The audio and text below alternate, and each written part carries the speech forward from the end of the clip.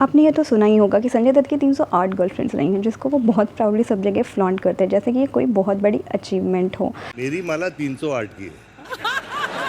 यहाँ यहाँ यहाँ खत्म नहीं हुआ है, अभी भी हो सकता और है। उन्होंने अपने ओल्ड कुछ वीडियोज़ में यह भी एक्सेप्ट किया है कि उनकी एक समय पर 3-4 गर्लफ्रेंड्स हुआ करती थी।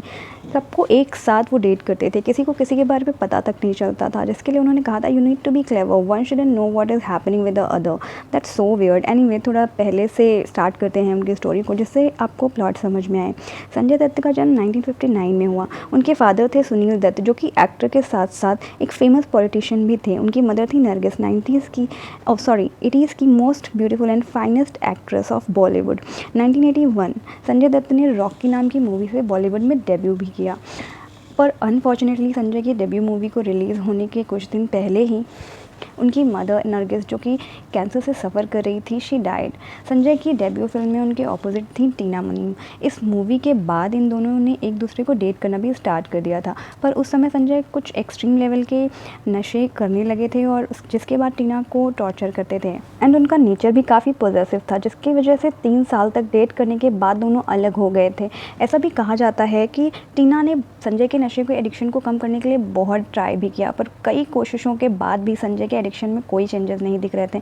Then she gave up and broke up. बाद में संजय से जब इस ब्रेकअप के बारे में पूछा गया तो उन्होंने पूरा ब्लेम टीना पर शिफ्ट कर दिया था एंड टीना पर राजेश खन्ना के साथ चीट करने के एलिगेशंस डाल दिए थे। टीना से ब्रेकअप के बाद भी संजय दत्त के बहुत सारे रिलेशनशिप्स रहे हैं। उन्हें कई एक्ट्रेसेस के साथ लिंक किया गया, जिनमें से एक नाम रेखा भी थी, जो कि उस वक्त एक सीनियर एक्ट्रेस थी। ऐसे ही कई लिंकअप्स एंड रिलेशनशिप्स के बाद उनकी मुलाकात ऋचा शर्मा से होती है, एक मूवी में साथ काम करते वक्त। पर उस वक्त ऋचा ने संजय को ज़्यादा अटेंशन नहीं दी थी, पर Sanjay had a crush on Richa. किसी भी तरह से वो उनका नंबर अरेंज करते हैं एंड कॉल करके डेट पर चलने के लिए कई बार ऑफ़र करते हैं, पर ऋचा ने कई बार रिजेक्ट करने के बाद इस ऑफ़र को एक्सेप्ट कर लिया था एंड उसके बाद वो दोनों साथ हैंग आउट करने लगे थे। संजय ऋचा के लिए काफ़ी शॉर्ट टाइम में ही सीरियस हो गए थे और ऋचा से शादी करने का फैसला किया था एंड ऋचा को शादी के लिए प्रपोज भी किया। उस वक्त भी ऋचा संजय से शादी के लिए श्योर नहीं थी और उन्होंने क्लियरली संजय से कहा था कि अगर उनके पेरेंट्स संजय को एक्सेप्ट करेंगे तभी वो उनसे शादी करेंगी। एंड उसके बाद संजय टीना के पेरेंट्स से मिलने न्यूयॉर्क भी गए, जिसके बाद संजय ने ऋचा के पेरेंट्स को शादी के लिए कन्विंस भी कर लिया, जिसके बाद दोनों ने 1987 में शादी कर ली। 1 साल के अंदर ही संजय एंड ऋचा को एक डॉटर होती है, त्रिशाला।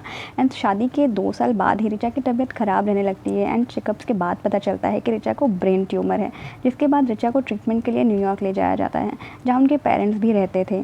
और जब ऋचा को हॉस्पिटलाइज किया गया तब उनके पेरेंट्स ही उनकी बेटी त्रिशाला की देखभाल करते थे। संजय भी कुछ वक्त तक ऋचा के साथ वहीं थे, पर कुछ टाइम बाद संजय को अपने वर्क कमिटमेंट के लिए इंडिया वापस आना पड़ा, जिसके बाद वे इंडिया आकर शूटिंग वगैरह करने लगे और जैसे ही उन्हें थोड़ा भी टाइम मिलता वो ऋचा से मिलने न्यूयॉर्क भी जाया करते थे।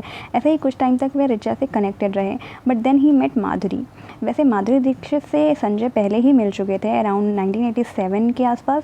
उन्होंने ज़मीन नाम की एक फ़िल्म साथ में की थी, पर उस फिल्म की शूटिंग पूरी नहीं हो पाई थी, लैक ऑफ फंड्स की वजह से शायद। एंड तब से संजय एंड माधुरी एक दूसरे को जानते थे, जिसके बाद वो दोनों बैक टू बैक साथ काम करने लगे। उन्होंने कई मूवीज़ एक साथ की। इसके बाद Sanjay failed for Madhuri and उस टाइम पर संजय एंड माधुरी बॉलीवुड का पावर कपल भी कहा जाने लगा था। मीडिया में इनकी डेटिंग की न्यूज़ कवर की जाने लगी थी। संजय दत्त की बायोग्राफी में लिखा गया था कि माधुरी कहीं भी जाती संजय उनको फॉलो करते हैं, उनके कान में आई लव यू विस्पर्ड किया करते थे। जिसके बाद उनका रिलेशनशिप इतना सीरियस हो गया था कि मीडिया में ऐसे भी आर्टिकल्स छपने लगे थे कि they are getting married. And इसी टाइम फ्रेम में संजय ने अपनी वाइफ ऋचा से कॉन्टैक्ट भी ऑलमोस्ट ख़त्म कर दिया था। मिलना तो छोड़िए, वो उन्हें फ़ोन कॉल तक नहीं किया करते थे। When his wife was fighting for her life he was having an extra marital affair with his को स्टार, जिसके बारे में ऋचा को भी पता चल गया था और तब तक उन्हें कैंसर भी हो गया था। जिसके बाद ऋचा अपने डॉक्टर से कंसल्ट करके अपनी छोटी सी बेटी के साथ इंडिया वापस आ गई, क्योंकि उन्हें विश्वास था कि संजय उन्हें बहुत प्यार करते हैं और उन्हें कभी नहीं छोड़ेंगे, जिस वजह से वो इंडिया वापस आ गई थी और संजय के साथ एक नॉर्मल लाइफ फिर से प्लान करने लगी थी। वो अपनी शादी को बचाना चाहती थी, लेकिन उनके इंडिया वापस आने के बाद भी संजय ने उन्हें कम्प्लीटली इग्नोर किया। अकॉर्डिंग टू ऋचा's सिस्टर, संजय ने अपनी वाइफ और डॉटर को पिक करने के लिए एयरपोर्ट तक भी नहीं आए थे। ऋचा के बहुत बार कॉल करने के बाद भी संजय ने उन्हें इग्नोर किया। ऋचा ने पूरी कोशिश करी कि वो संजय को समझा सकें एंड अपनी शादी बचा सके। इवन उन्होंने इंडिया आने के बाद भी कुछ इंटरव्यूज़ दिए जिसमें उन्होंने कहा कि क्योंकि वो दोनों काफ़ी टाइम से एक साथ नहीं हैं, इसलिए उनके बीच में गैप आ गया है, बाकी सब कुछ ठीक है उनकी शादी में और अब वे आ गई हैं तो सब कुछ ठीक हो जाएगा उन दोनों के बीच में। But Sanjay proved her wrong and उन्होंने अपनी वाइफ से एक बार भी कांटेक्ट नहीं किया। ऋचा इंडिया 15 डेज़ के लिए आई थी और जब उन्हें पता चला कि संजय अब इस शादी को कंटिन्यू नहीं करना चाहते हैं, वे अपनी छोटी सी बेटी के साथ न्यूयॉर्क वापस चली गई क्योंकि यहाँ उनका कोई भी नहीं था एक्सेप्ट संजय।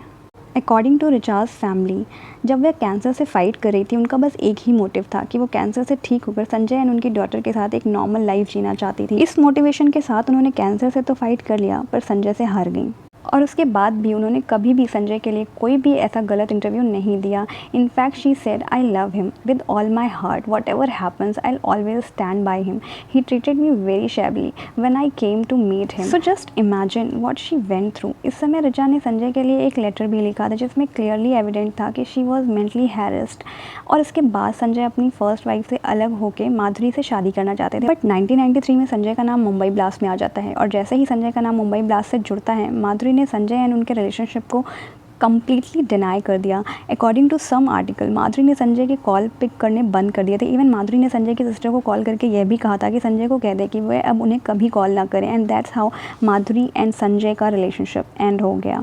तब से आज तक माधुरी ने यह कभी एक्सेप्ट नहीं किया कि उन्होंने संजय दत्त को डेट भी किया था। माधुरी संजय के साथ अपने रिश्ते को डिनाई तो कर रही थी पर इट वॉज टू लेट क्योंकि तब तक मीडिया माधुरी को टारगेट करने लगी थी कि क्या माधुरी ये जानती थी कि संजय की एक सिक वाइफ है और उसके बाद भी वो संजय को डेट कर रही थी। पर इसका कोई भी जवाब माधुरी की तरफ से कभी नहीं आया। बट व्हाट आई फील कि अगर माधुरी 5-6 साल से भी संजय के साथ काम कर रही थी तो ऑब्वियसली उनको संजय की वाइफ के बारे में पता ही होगा। पर चलो मान लेते हैं कि संजय ने कभी अपनी वाइफ का जिक्र नहीं भी किया होगा, पर न्यूज़ एंड मैगजीन से तो पता चल ही गया होगा। एंड नाउ यह भी हो सकता है कि माधुरी कभी संजय के लिए सीरियस थी ही नहीं, लेकिन संजय माधुरी के लिए सीरियस थे। पर फिर भी यह जानते हुए कि संजय की एक सिक वाइफ है, माधुरी को किसी भी तरह से संजय के साथ इन्वॉल्व नहीं होना चाहिए था। और ऐसा बिल्कुल भी नहीं है कि माधुरी संजय को पसंद नहीं करती थी, वो दोनों एक दूसरे के बारे में इंटरव्यूज़ में बात भी किया करते थे। साजन मूवी रिलीज़ होने के बाद लोग संजय और माधुरी के रिलेशनशिप के बारे में काफ़ी बातें करने लगे थे और उसी टाइम फ्रेम में माधुरी ने एक इंटरव्यू में ये बोला था कि my favourite partner is Sanjay Dutt, he is a real joker and his stories make me laugh all the time but he is also a gentleman and और भी बहुत कुछ। आप चाहें तो वीडियो को पॉज करके पढ़ भी सकते हैं। इसके बाद साफ पता चल रहा था कि माधुरी भी संजय को पसंद करती थी। आई नो यहाँ संजय दत्त ज़्यादा फॉल्ट में है क्योंकि ऋचा एंड उनकी शादी संजय की रिस्पॉन्सिबिलिटी थी, पर क्या यहाँ इस केस में माधुरी को इग्नोर किया जा सकता है?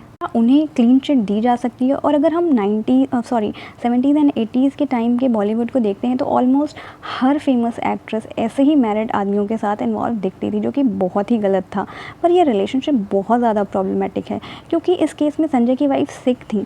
जैसे अगर उस वक्त ऋचा की सिस्टर के स्टेटमेंट को देखा जाए तो उन्होंने 1992 में ये कहा था, Madhuri is so inhuman, I mean Madhuri can get any man she wants, how can she go for a man who is behaved in a such way with his wife. तो अब आप समझ सकते हो कि यहाँ माधुरी का क्या फॉल्ट था। और यहाँ बात सिर्फ माधुरी के इन्वॉल्वमेंट की नहीं हो रही थी। जब वो देख रही थी कि संजय अपनी सिक वाइफ को उनकी बीमारी के वक्त किस तरह ट्रीट कर रहे थे, तब भी माधुरी उन्हें एक जेंटलमैन का टैग कैसे दे सकती हैं।